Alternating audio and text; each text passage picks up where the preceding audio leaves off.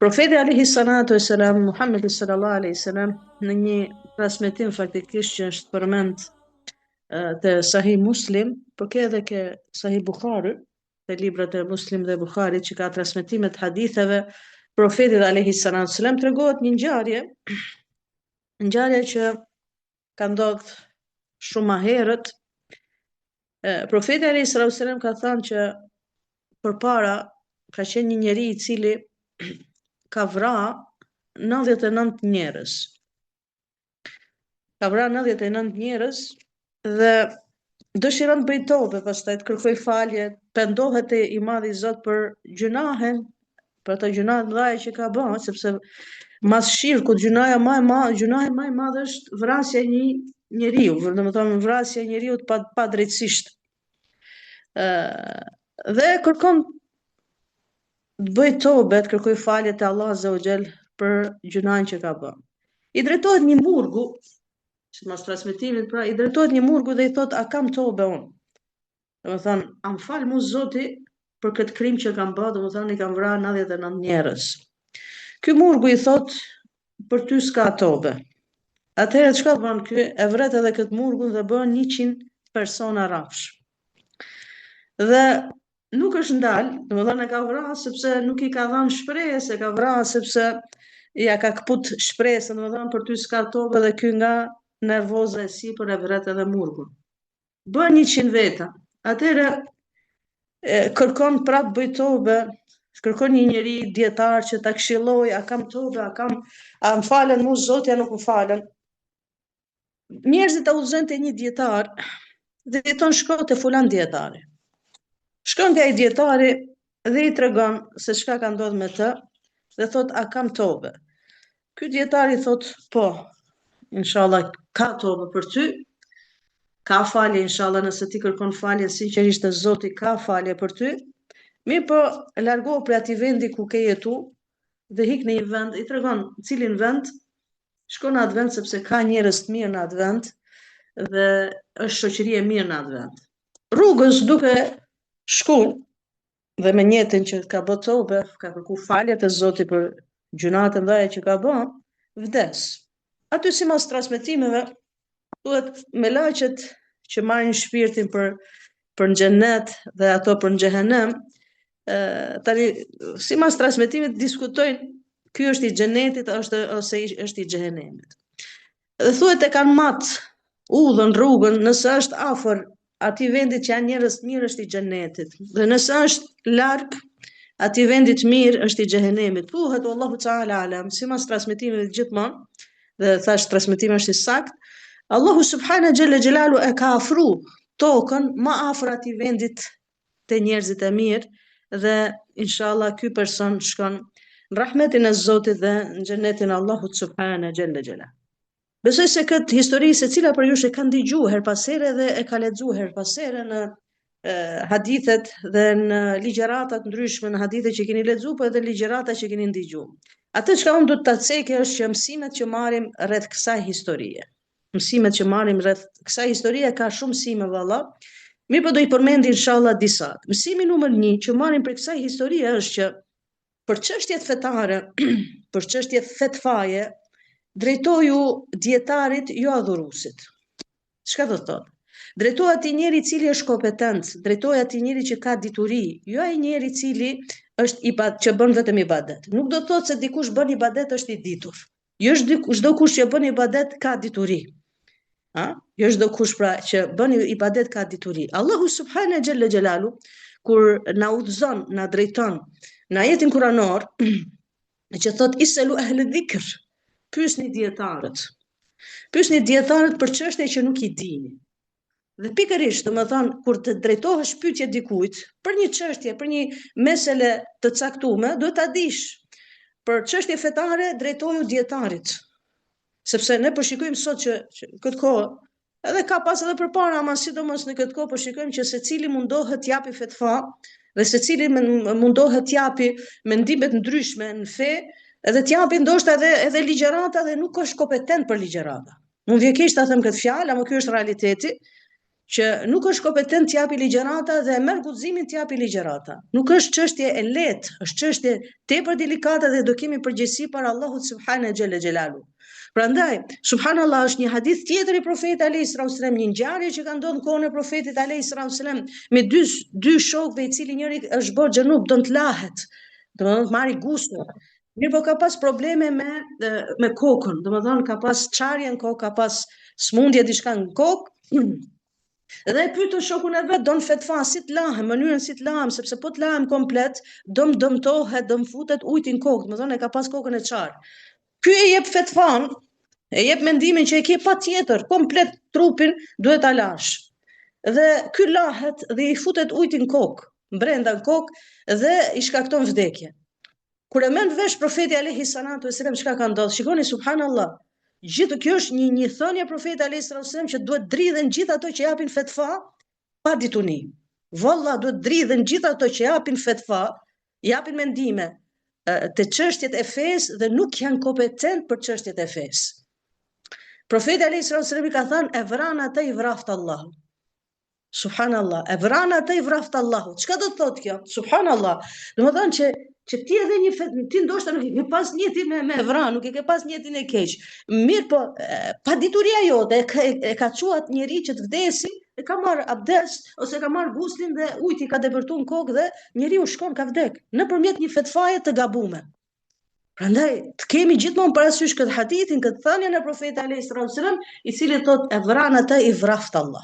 E vran atë i vraft Allahu, domethënë e dhan fetfan e keqe, e dhan fetfan jo të duhur dhe ndodhi ajo çka ndodhi. Prandaj kjo histori na mëson që kur të kesh problem ose ke një pyetje të caktuar fetare, drejtoju dietarit. Ke pyetje mjekësore, do t'i drejtohesh mjekut.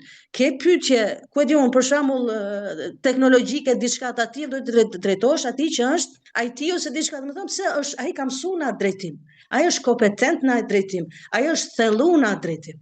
Kjo është mësimi numër 1 që marrim në prej kësaj historie. Mësimi numër 2 që do të marrim prej kësaj historie, gjithmonë do të themi diçka që nëse nuk e dim një mesele, një çështje, pyetesh për një çështje të caktuar, për shembull, nuk është gabim të thush nuk e di. Nuk është turp të thush nuk e di. Thush Allahu alem, Zoti e di më mirë, unë se di, pyet dikën që e din. Subhanallah, me laqet, kur Allahu subhanahu xhella xhelalu e krijoi Ademin alayhis salam, pa të zgjidhni një sy, një vështrim dhe një lexim historisë së Ademit alayhis salam. Me laqet kur Allahu subhanahu xhella xhelalu e krijoi Ademin alayhis salam dhe ja mësoi emrat e krejt dynjas. Dhe i tha me laqeve, Allah azza wa jall mi tregoni emrat. Me laqet nuk ngurun për asnjë moment ti thon Allahut azza wa jall ne nuk e dim përveç asaj që ti na ke mësuar. Pra nuk është gabim që nëse se din një çështje, një mesele, një çështje fetare, të thush nuk e di, sepse nuk është turp, po thush Allahu alem, Zoti e di më së miri. Ky është mësimi numër 2 që marrim prej kësaj historie. Mësimi tjetër që marrim prej kësaj historie, asnjëherë mos mendojmë se gjunahet tona janë më të mëdha se mëshira e Zotit. Mëshira e Zotit madh xhelle xhelalu është më e madhe se gjunahet tona. Ky person ka vrarë 100 veta.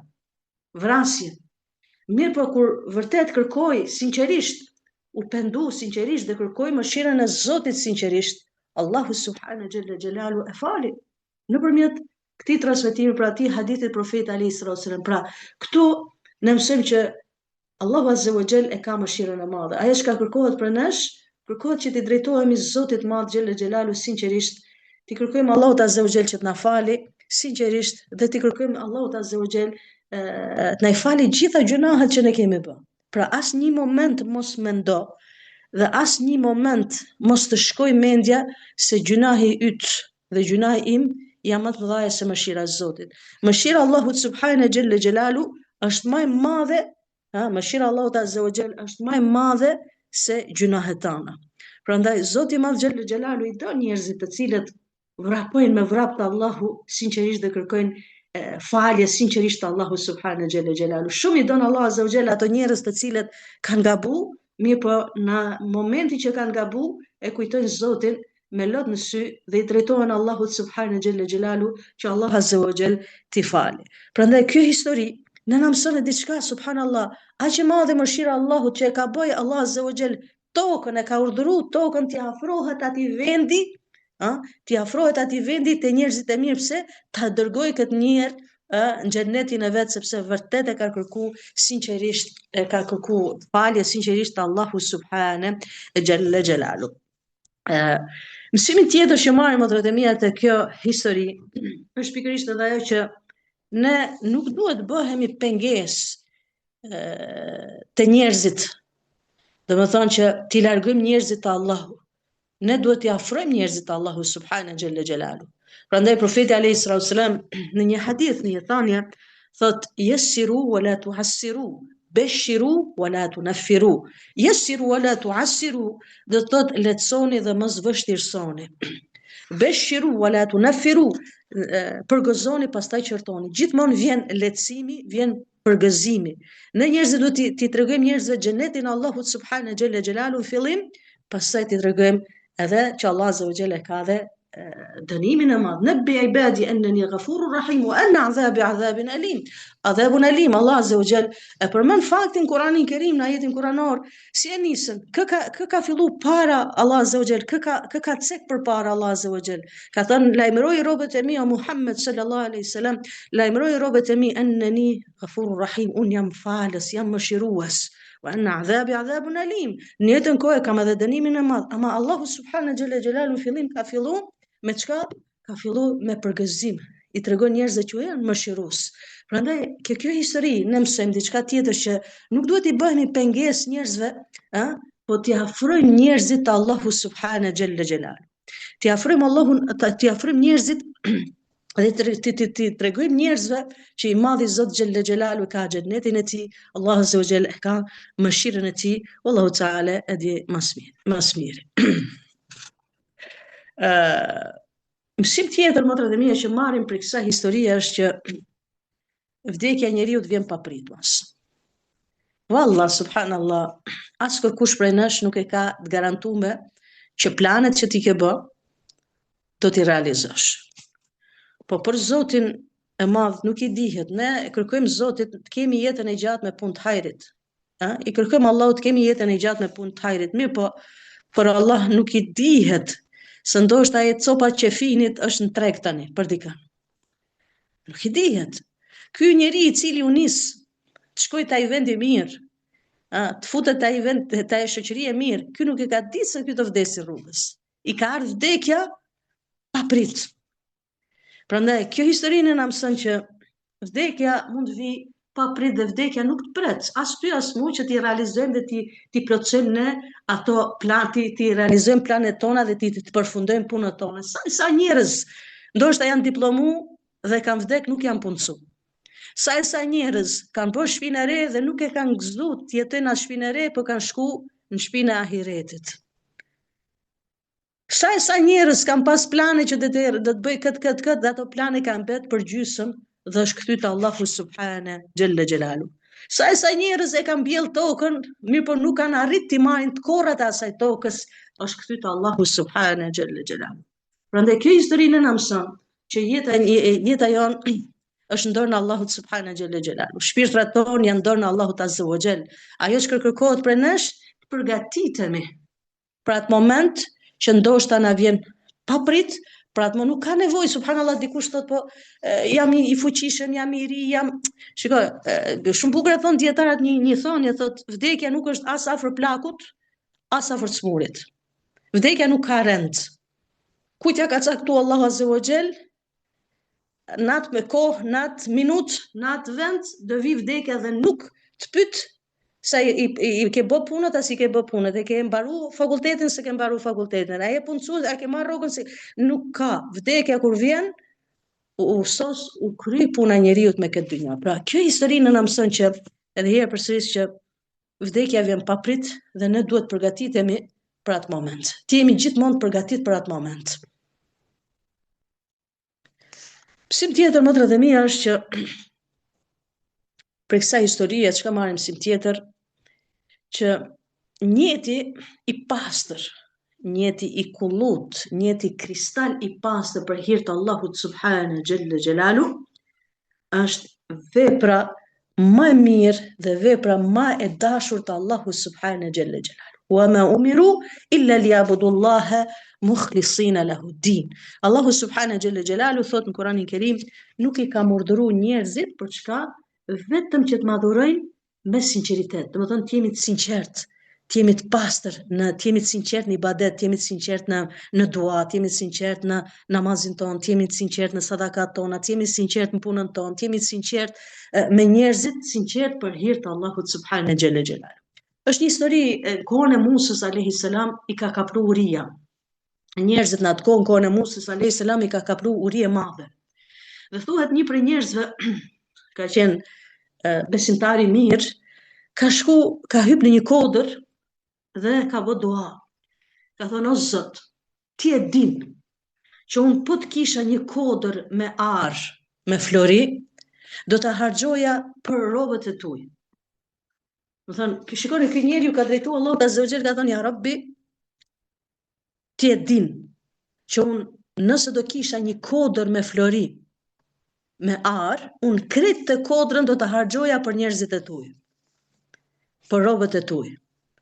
Allahu subhanahu xhalla xhelalu i thot Musës alayhis salam, thuaj robit tim, o Mus, thuaj robit tim, unë ja pranova atij sadakan. Po ky s'ka pas kur asgjë. Sepse i ka kapur uria, nuk ka pas asnjë send. Mirë, po ky njetin që ka pas, njetin e pastër që ka pas, ka thonë, ja Rabb, unë kisha pas një kodër me flori, unë e kisha dhënë për njerëzit, për robët e tuaj. Dhe Allahu subhanahu xhalla xhelalu i thot Musës alayhis salam, thuaj që e kam pranuar sadakan. Subhanallahu, çka do të thotë kjo? Që njeti ka shumë rëndësi, edhe sikur nëse s'ke mundësi ta bësh atë vepër që ti ke njet, sepse nuk ke mundësi financiare, mundësi fizike, diçka, Allahu subhanahu xhalla xhelalu inshallah ta shkruan sikur ti e ke bë. Sa njerëz për shembull vdesin pa shkuar në haxh, dhe Allahu subhanahu xhalla xhelalu e shkruan sikur ka shkuar në haxh. Sa njerëz dëshiron me dhënë sadaka dhe nuk kanë parë me dhënë sadaka, Allahu subhanahu xhalla xhelalu i shkruan sikur kanë dhënë sadaka. Pse? Vetëm se kanë pas njetin e pastër për hir të Allahut subhanahu xhalla xhelalu. Prandaj këtu gjithmonë e përmendim në hadithin e Profetit alayhis salam, thënien e Profetit alayhis salam, i cili thotë sallallahu alayhi wasallam, innamal a'malu binniyat. Po të shikoni modrat e mia, librat e dietarëve, gjithmonë kur flasin dietarët, kur shkruajnë libra për çështje fetare, për çështje të ndryshme, shumica dietarëve thënien e parë ose hadithin e parë që vendosin fillim të librit është innamal a'malu binniyat, vërtet hadithin e Profetit alayhis salam, i cili thotë vërtet veprat janë sipas njetit. Do të thënë Allah azza wa jall secilën prej nesh do ta shpërblesi mas njetit që ka. Nëse ne njetin e kemi të pastër për hir të Zotit xhella xhelalu, ai njeri ka dëshiru dhe ka shpresu që Allahu subhanahu xhalla xhelalu t'ia pranoj tobën, dhe Allah azza wa jalla ka pranuar tobën, njetin e ka pas pastër, i ka vrarë 100 njerëz, megjithatë Allahu subhanahu xhalla xhelalu ja ka pranuar tobën, se njetin e ka pas pastër për hir të Allahut subhanahu xhalla xhelalu. Prandaj ne si musliman do të kemi të qartë, e kam përmend ndoshta edhe shumë ligjërat të tjera çështjen e njetit, mirë po si thot një dietar, çdo ligjërat sikur flisish për njetin është shumë pak. Çdo ligjërat ta bësh vetëm për njetin është shumë pak. Po që jemi duke jetuar ne. Sidomos në këtë kohë që jemi duke jetuar, kohën e teknologjisë, e rrjeteve sociale që e kaplon njerin, ndoshta e merr ajo vetë kënaqësia, vetë pëlqimi, mund ta çojë njeriu deri aty në shirk, që Zoti na ruajt, mund ta çojë deri në shirkun e vogël. Çka do të thotë shirku vogël, që e bën punën për syt njerëzve, zbukuron ibadetin për syt njerëzve, zbukuron zërin e Kuranit për syt njerëzve, zbukuroi namazin për syt njerëzve, zbukuroi sadakan për syt njerëzve. Zoti na ruajt prej syve të njerëzve. Allahu subhanahu xhalla xhelalu na bëf për atyre njerëzve të sinqert, atë që e flasim e praktikojmë për hir të madhit Zot xhalla xhelalu. Prandaj motra e mia, ky ishte disa mësime që marrim rreth kësaj historie, dhe jam e vetëdijshme që shumica për jush e din këtë historinë, alhamdulillah, keni ndëgju, thjesht doja të ndaja bashkërisht disa mësime rreth kësaj historie. Wallahu ta'ala e di më së miri. Wa subhanallahu wa bihamdik, ashhadu an la ilaha illa anta astaghfiruka wa atubu ilayk.